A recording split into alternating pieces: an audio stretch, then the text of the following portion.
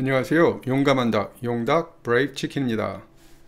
이번 비디오에서는 지난 한 주가 벌어졌던 중요한 사건들 그리고 시장의 움직임을 확인해보고 이를 바탕으로 앞으로의 투자 매매 계획에 대해서 설명해 볼까 합니다. 자, 그럼 바로 들어가 보도록 하죠. 우선 첫 번째 그 메인 이벤트를 한번 살펴볼 건데, 지난주에 있었던 가장 중요한 사건은 역시 그 하마스와 이스라엘 간의 어떤 교전이 되겠죠. 이게 가장 중요한 사건일 것 같아요. 주말 동안 어떤 사태가 벌어졌냐면, 그 이스라엘이 그 이제 가자 지구를 침공하겠다고 이제 발표를 했었는데, 이거에 대해서 이란이 강력하게 경고를 하고 나왔었죠. 다시 말하면 선을 넘지 말라라고 경고를 했어요. 다시 말하면 잠재적으로 선을 넘는 경우, 가자 지구로 침공하는 경우 그 이란이 직접적으로든 간접적으로든 여기에 관여할 수 있다라는 경고를 지금 보낸 것이 가장 중요한 지금 어떤 사건의 발전이라고 보시면 될 것 같습니다. 네, 그래서 지금 현재로는 그 주말 동안에 원래 이제 이스라엘이 가자 지구를 침공하겠다고 계획을 했었는데, 이 미국의 강력한 저지 때문에 그 계획이 실현되고 있지는 않은 것 같아요. 그래서 이제 앞으로 이 사태가 어떻게 전개될까를 눈여겨봐야 되는데, 만약 이 분쟁이 확산되는 경우는 안전자산으로의 도피가 점점 가속화되고, 특히 이제 석유 같은 원유의 가격이 급상승할, 그쵸? 가능성이 굉장히 높습니다.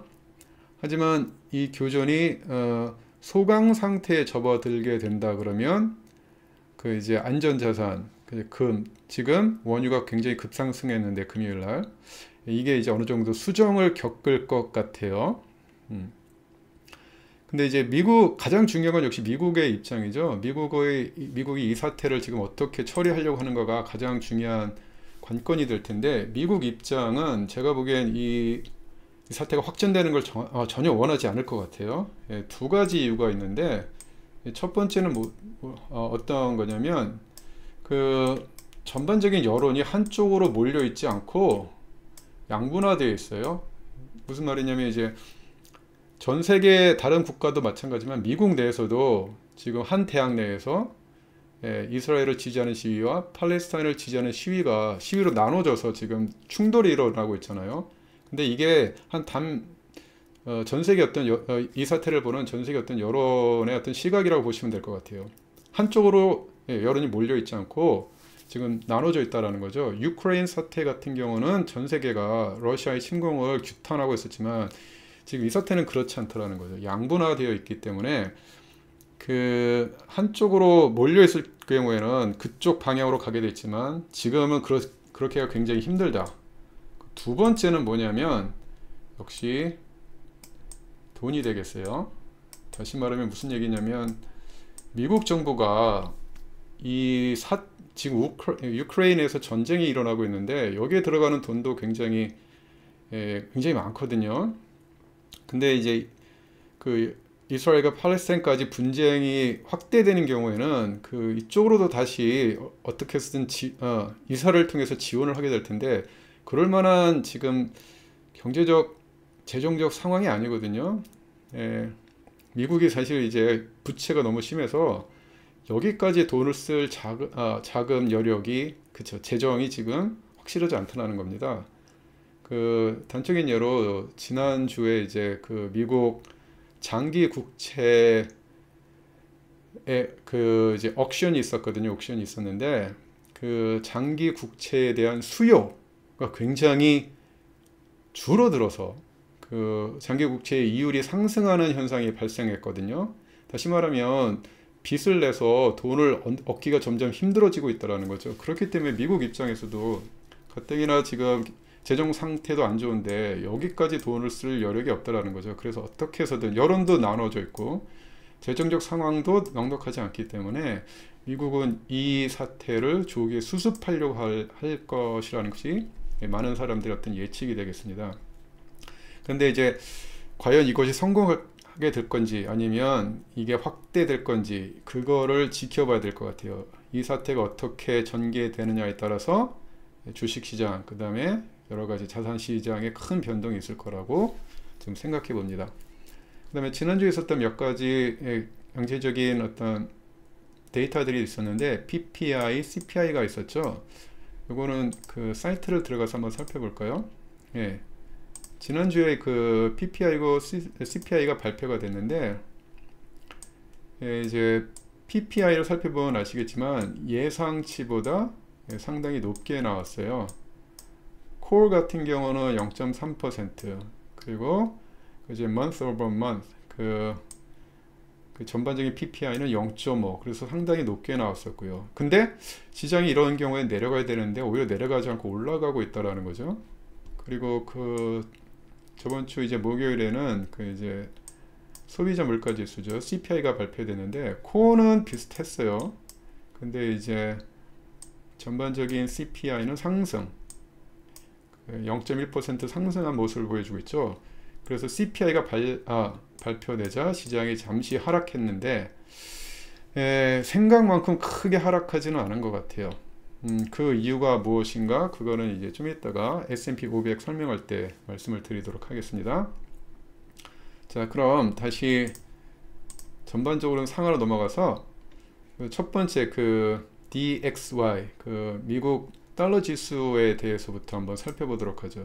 달러 지수에 대한 저의 생각은 그 bullish, 그러니까 가격이 상승할 거라는 것이 제 생각이고, 그 원인 중에 하나는 안전자산으로의 회귀 또는 안전자산으로의 도피 현상이 이루어질 것이다.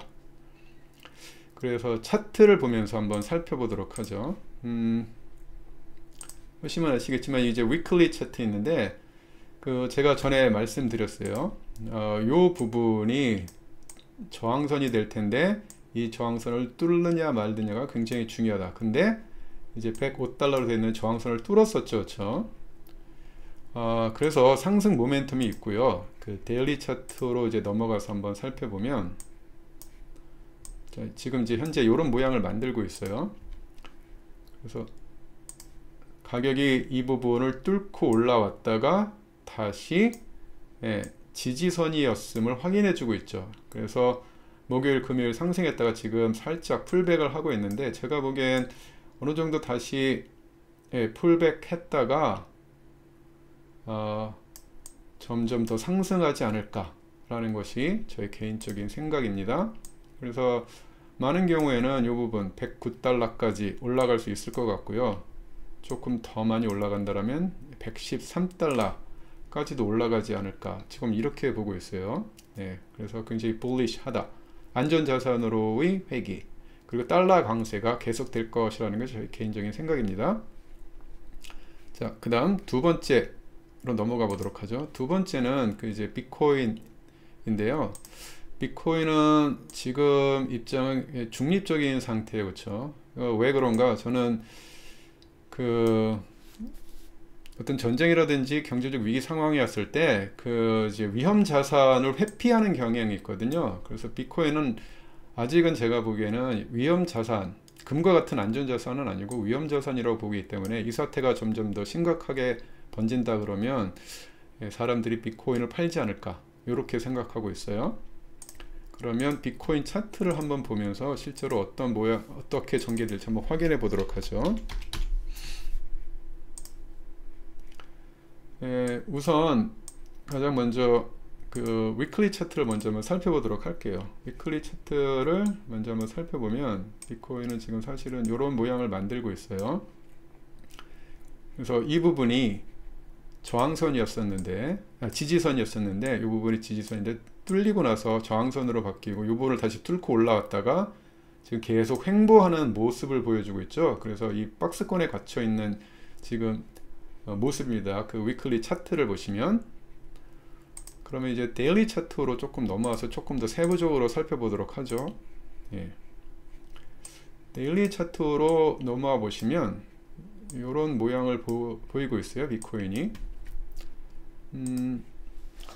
저는 기본적으로 이렇게 오늘 지금 장이 열리면서 비트코인이 굉장히 그 강한 상승 모멘텀을 가지고 지금 상승하고 있는데, 원래는 주말 동안 저는 요 부분, 요 지금 26,500 요 부분을 뚫고 내려갈 거라고 저는 봤었거든요. 비트코인 모멘텀이 약하다고. 근데 제 예상이 완전히 틀렸네요, 그렇죠?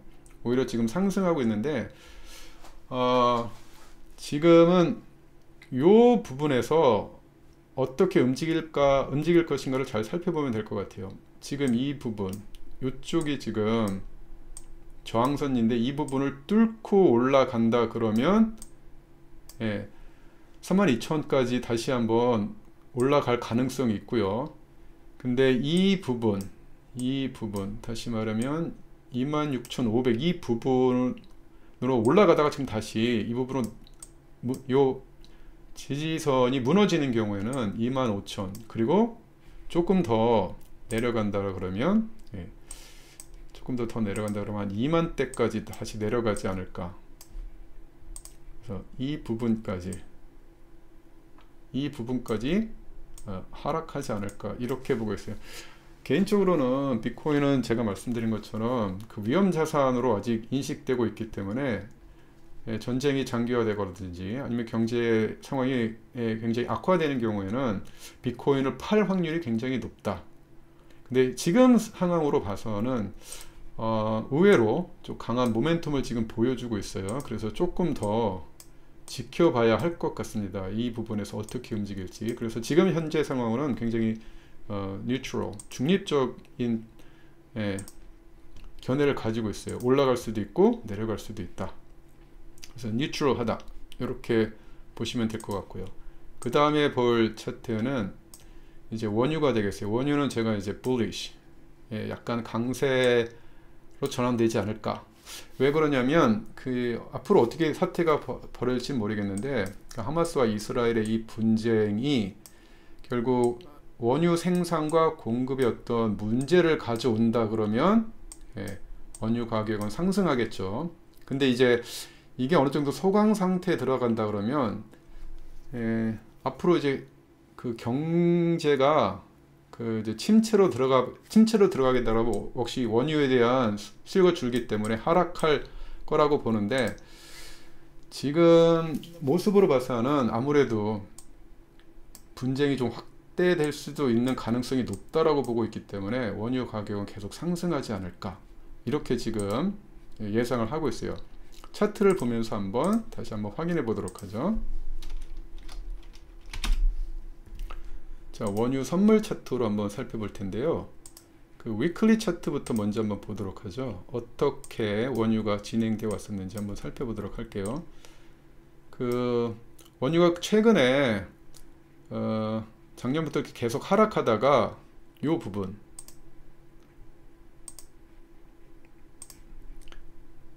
요 부분이 되겠죠. 요 부분에서 지지선을 받고 67달러 요 부분에서 지지를 받고 그 다음에 이 저항선 부분들을 이쪽에 이제 강력한 저항이 있는데 이 부분을 뚫고 올라왔어요. 그래서 다시 이 부분에서 반등이 일어나고 있었죠. 지지선이 됐다는 걸 확인해 주고 있어요. 그렇기 때문에 아직 상승 모멘텀이 있다라고 저는 판단을 하고 있고요. 이 부분을 이제 데일리 차트로 조금 다시 한번 자세하게 살펴보면 지금 현재 이런 모양이 되고 있죠. 그래서 아직 그 자체로도 지금 상승 모멘텀이 있긴 한데 지금 벌어지고 있는 이 사태가 원유에게는 오히려 호재로 작용할 수 있기 때문에 지금 살짝 풀백하고 있지만 이 부분에서 다시 모멘텀을 받으면서 95달러까지 올라가지 않을까. 그리고 나서 그 다음엔 어떤 모양으로 올라갈지는 조금 더 지켜봐야 될 것 같아요. 더 올라가려고 하는지 아니면 그래서 이 부분에서 경기 침체 때문에 원유 수요가 줄어들면서 하락할지는 조금 더 그 다음에 지켜봐야 되는데 지금 현재 상황으로서는 상승할 가능성이 굉장히 더 높다. 그래서 95달러까지 다시 리테스트 하지 않을까 보는 것이 제 개인적인 관점입니다. 자, 그 다음 내용으로 넘어가 보죠. 그 다음에 이제 볼 내용은 S&P 500 스파이 차트 또는 ES 차트인데 지금 현재 제 개인적인 생각은 뉴트럴, 중립이라고 보시면 될 것 같아요. 여러 가지가 있지만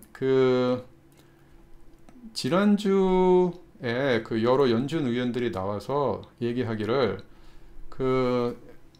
다시 말하면 이제 이율 상승에 대해서 굉장히 조심스럽게 접근해야 된다. 다시 말하면 더 이상 이유를 올리지 않아도 될 것 같다라는 암시를 많이 하고 있어요. 그래서 많은 사람들이 지금 연준의 그 이제 rate hike, 그 이제 이율 상승이 거의 끝난 것이 아닌가, 이렇게 보는 것이 지금 최근에 가장 지배적인 관점입니다. 그런 거를 알아볼 수 있는 사이트가 몇 가지가 있는데, 그때 제가 이제 그 CME 페드워치라는 사이트에서 가 보시면 그 연준이 그 이율을 올릴 것인지 아닐 것인지에 대한 이제 투자자들의 심리가 나와 있는데, 보시면 아시겠지만 11월 1일 올리지 않을 것이다, 그대로 유지할 것이라는 것이 지금 현재 90%가 넘고 있죠. 그래서 시장의 전반적인 지금 예측은 이제 연준이 이율을 올리는 것은 거의 끝나지 않았는가, 이렇게 전망하고 있는 것 같아요. 그리고 저도 지금 미국 장기 국채가 지금 이율이 지금 상승하고 있기 때문에 그 연준이 이율을 올리지 않는다 그래도 국채 이율 자체가 올라가고 있기 때문에 연준이 하는 일을 대신 해주고 있는 거죠. 그래서 굳이 이율을 상승시킬 이유가 없는 것 같아요. 거의 끝난 것이 아닌가. 하지만 그 시장이 생각하는 것과는 좀 다르게 지금 이 이유를 굉장히 장기간 유지할 확률은 굉장히 높다라는 거죠. 그래서 만약 그렇다 그러면 이게 그 주식 시장에는 어떤 영향을 미칠 것인가. 이게 단기적으로는 주식 시장에게는 약간 호재로 작용할 확률이 높아요. 그래서 S&P 500의 그 위클리 차트를 보시면 아시겠지만 지금 현재 이런 모양을 하고 있어요.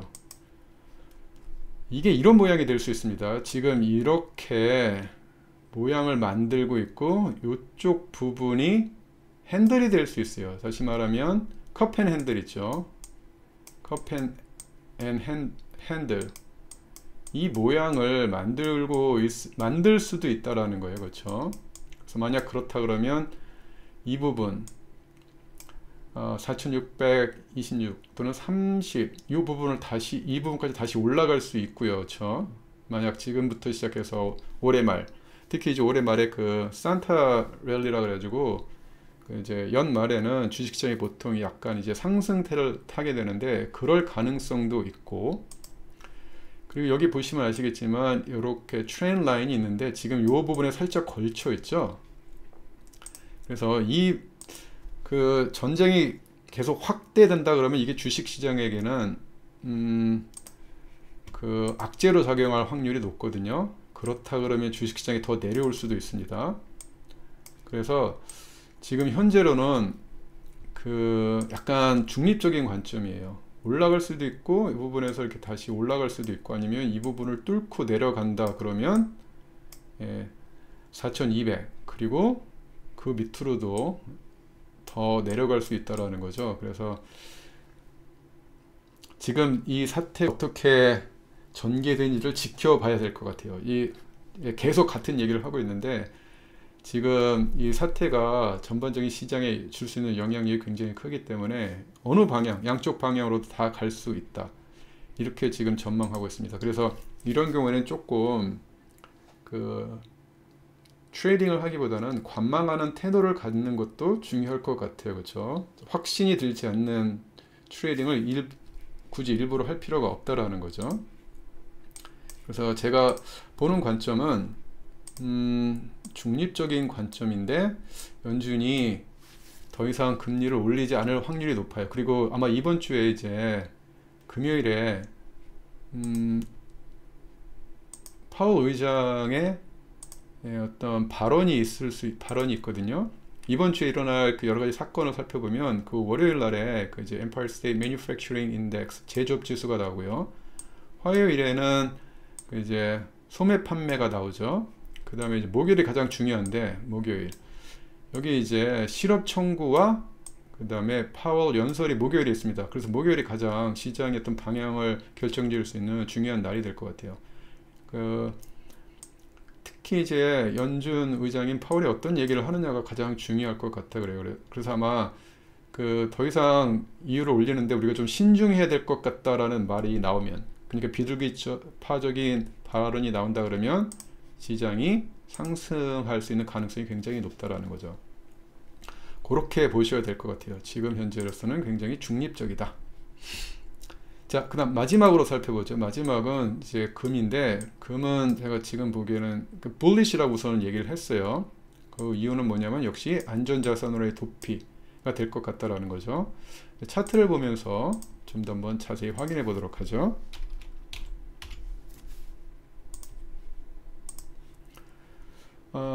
먼저 이제 위클리 차트로 한번 살펴보면 지금 금은 이런 모양을 만들고 있다고 전에 말씀을 드렸어요. 그래서 이 모양이 사실은 그 와이컵 메소드에서 그 이제 accumulation, 다시 말하면 뭔가를 이렇게 모으고 있는 단계라고 제가 말씀을 드렸죠. 그리고 특히 이 부분이 이제 스프링이라 그래서 다시 말하면 많은 투자자들을 떨구고 올라갈 때 보통 만들어지는 그 이제 패턴이라고 말씀드렸어요. 그래서 여기서 이제 어느 정도 횡보할 수 있지만 다시 올라갈 수 있다라고 제가 말씀드렸는데, 특히 이 부분에서 아마 지지서 반등을 할 거라고 제가 전에 한번 말씀을 드렸던 것 같아요. 근데 이제 그 관측은 맞았는데 제가 조금 틀린 부분도 있어요. 틀린 부분은 뭐냐면 저번 비디오에서 제가 그 금이 다른 자산에 비해서 모멘텀이 약하다고 했는데 완전히 틀렸습니다. 금요일날 보시면 아시겠지만 굉장히 강한 모멘텀을 보이면서 상승을 하고 있었죠. 그래서 그 부분이 제가 잘못 판단을 했던 부분이고요. 근데 지금 현재 상태로는 조금 풀백을 하고 있는 상황이죠. 다시 말하면 수정을 겪고 있는 상황인데, 이 트렌드 라인을 제가 그려놨는데 한번 보세요, 여러분들. 이 부분에 지금 걸려 있죠. 이런 거 보면 참 신기해요. 그래서 이 부분에 걸려 있는데 제가 보기엔 이쪽에서 어느 정도 횡보하다가 내려갈지 아니면 이 트렌드 라인을 뚫고 올라갈지, 만약 뚫는다 그러면 그 여기 봤던 아마 이제 그 2050 이상까지 다시 한번 올라가지 않을까, 이렇게 볼 수 있을 것 같아요. 근데 차트 모양이라든지 지금 현재 사태, 지금 벌어지고 있는 그 사태를 토대로 판단을 해본다 그러면 그 내려가기보다는 올라갈 확률이 높다. 단지 어느 정도 수정을 겪을, 이번 주까지는 수정을 겪을 수도 있다라는 거죠. 근데 이 트렌드 라인을 뚫고 올라가는 순간 금에 대한 모멘텀이 더 크게 나타나지 않을까. 그래서 개인적으로는 내려가기보다는 저는 이 부분에서 탄력을 받고 다시 올라가지 않을까, 이렇게 예상하는 편입니다. 불리시하다라고 보는데, 이건 개인적인 견해이고, 가장 중요한 건 지금 이 사태가 어떻게 전개되는가를 확인하는 것이 가장 중요할 것 같아요.